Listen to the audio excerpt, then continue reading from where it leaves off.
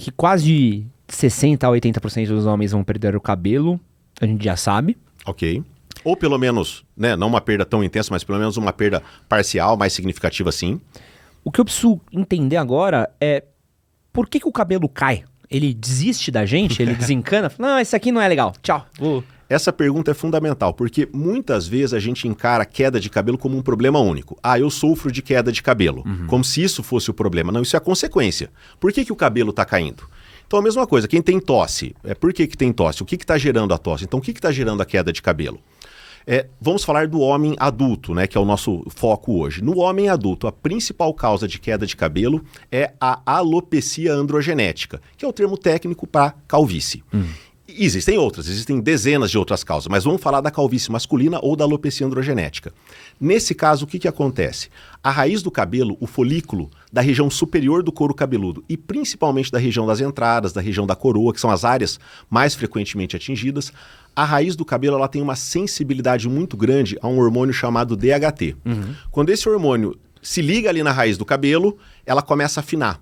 Então não é só queda de cabelo é um dos sintomas. Uma outra manifestação inicial da calvície masculina é o afinamento. O homem começa a perceber que o volume de cabelo começa a diminuir. Esse é um sinal inicial.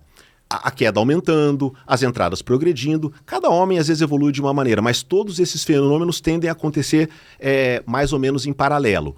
E todos eles secundários à ação do DHT na raiz do cabelo. Agora perceba que, para que isso aconteça, a gente tem que ter dois elementos.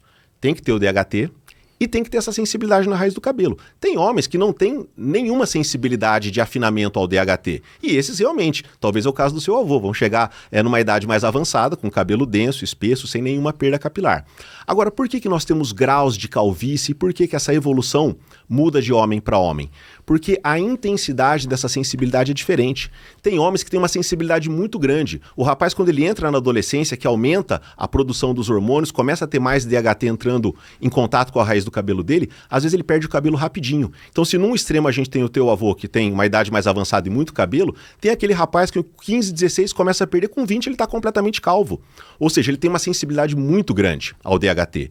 A maioria dos homens estão no meio do caminho, vai perdendo um pouco ao longo da vida, uns mais rápido, outros mais lentamente, mas é esse o mecanismo. Lembrando que, fora isso, temos diversas outras causas. Vou dar um exemplo agora mais recente, a queda de cabelo pós-Covid. Então a gente sabe que a infecção pelo Covid e outras infecções levam a uma queda de cabelo, mas qual que é a notícia boa? Na maioria das pessoas, essa queda de cabelo, até muitas vezes intensa, ela é transitória. Depois de um tempo, o cabelo volta a ser produzido, você não tem uma lesão permanente na raiz do cabelo.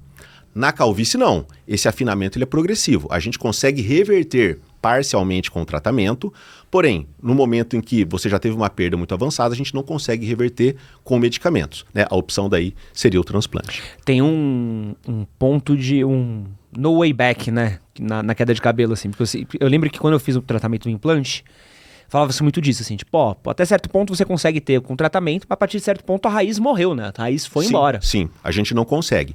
Agora é interessante também, claro, que quanto menos cabelo a pessoa tem, mais difícil tende a ser o tratamento. Porém, a resposta ao medicamento também é variável. Então, a gente vê às vezes pacientes que têm até graus teoricamente mais avançados e têm respostas surpreendentemente boas. Isso existe também. Não vou negar que é exceção, né? Então, realmente, por isso que aí, levando em conta tudo que a gente falou até agora, que ela tende a progredir ao longo da vida, que quando a gente percebe as primeiras manifestações, há uma tendência que isso evolua, que a gente consegue ter uma melhora parcial ou, na pior das hipóteses, desacelerar o processo com o tratamento. A identificação precoce e o tratamento precoce são fundamentais, porque quanto antes a gente começa a tratar, sem dúvida melhor. E agora eu quero fazer aqui uma pergunta, pode ser burrona, mas é uma coisa que acho que todo mundo acaba percebendo, assim, porque tem tipos de queda de cabelo diferente. Sim. Então tem um cara que fica com a testa maior, né? Expande a testa, sobe aqui. Tem um cara que fica calvo aqui no meio, que eu acho que é o Alckmin, né? Que tem o meio de campo aqui, né?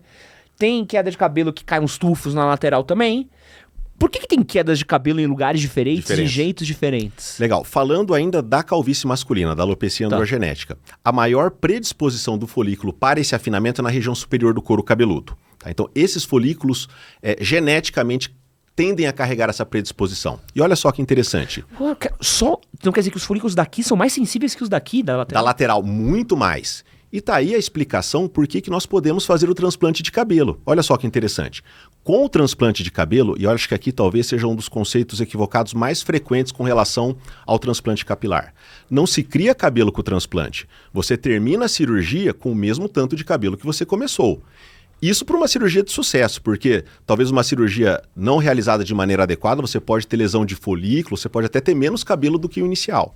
Agora, por que no geral os resultados são muito bons? Porque você tira cabelo de áreas que você tem uma densidade alta, a lateral, né, a região da nuca, na maioria dos pacientes, e nessa região muitas vezes você tira 15, 20, 30% dos cabelos de maneira espaçada, isso não é visualmente perceptível.